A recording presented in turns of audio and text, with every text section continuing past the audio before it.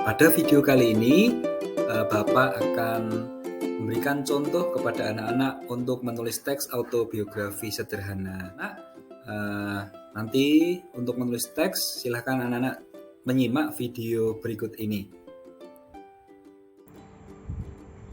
Nama saya adalah Estiandi Siswawidodo.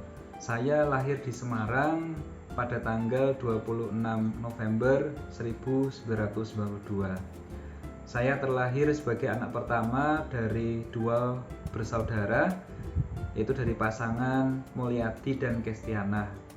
Pada bulan Juni tahun 2022 yang lalu, baru saja ibu saya berpulang ke pangkuan Allah Subhanahu wa Ta'ala.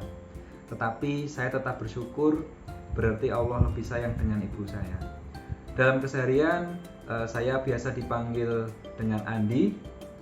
Ayahku adalah seorang pedagang dan semasa hidup ibuku juga seorang pedagang. Saya sangat meneladani semangat kedua orang tua saya.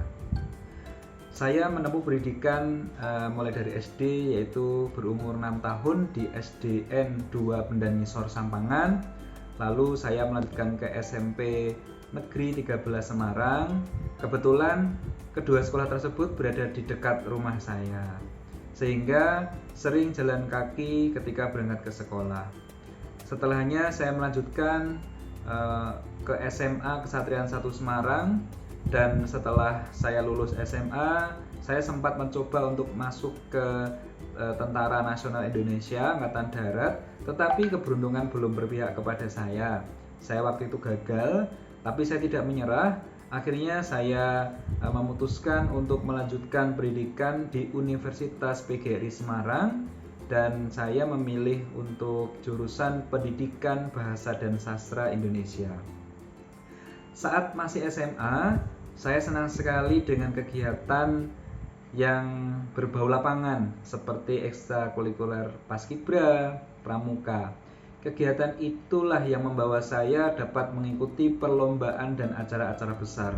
Selama aktif di Paskibra, saya sudah 5 kali mengikuti kegiatan perlombaan baris berbaris. Banyak pengalaman yang saya dapatkan, menambah teman, kemudian menambah ilmu, bisa berada di tempat yang belum pernah saya datangi.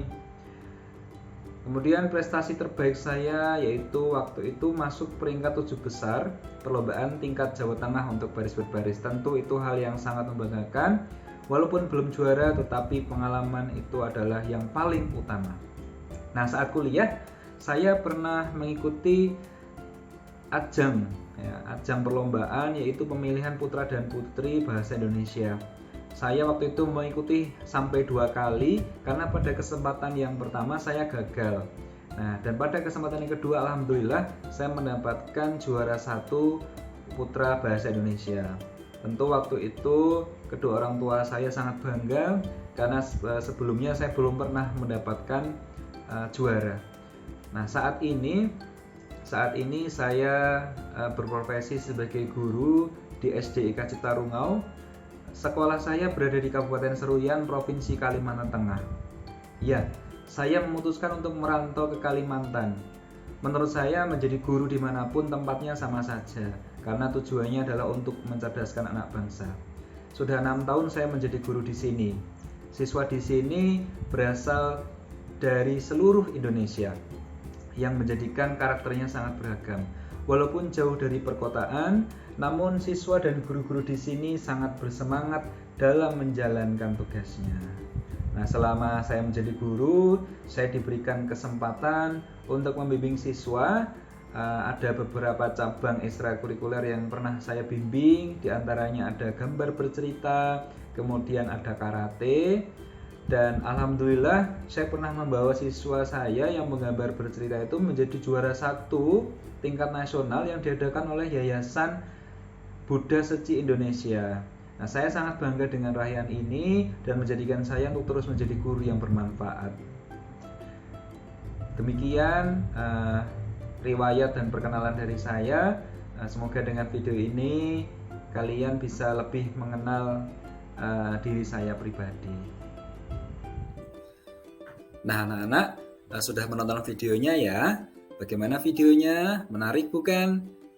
Nah, dari video tadi, jika kalian tuliskan, nanti akan menjadi sebuah teks autobiografi anak-anak. Kita akan lihat, jadi dari video tadi akan menjadi sebuah teks yang contohnya seperti ini.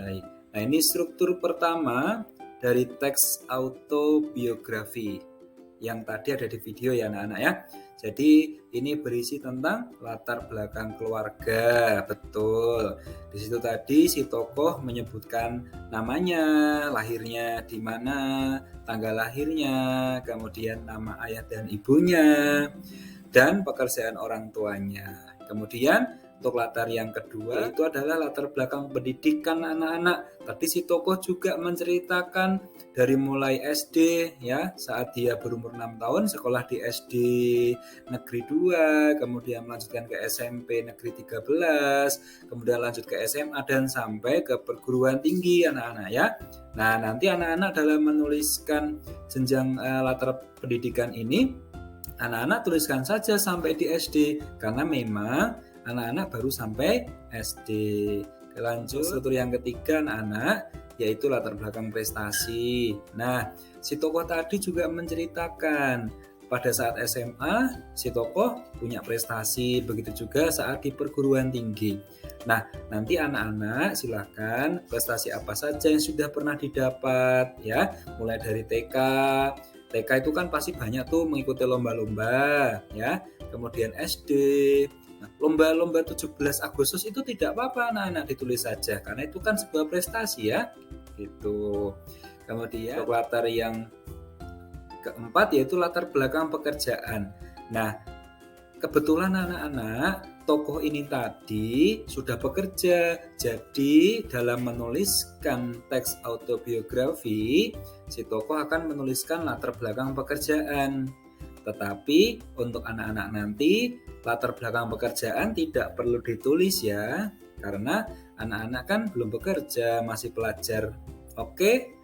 Nah, selanjutnya anak-anak nanti langsung saja ke latar belakang 5, yaitu latar belakang hasil karya. Betul. Nah, ini jadi untuk latar belakang hasil karya ini silakan nanti anak-anak menuliskan karya apa saja yang pernah dibuat begitu ya. Walaupun hasilnya itu kecil atau sederhana, silakan ditulis. Contoh, anak-anak pernah menggambar, pasti pernah menggambar ya. Apalagi di SD itu guru-guru pasti sering memberikan tugas menggambar, kemudian menari, pernah menari apa, kemudian membuat patung ya, kan di SD itu ada. Nah, itu dituliskan saja anak-anak ya.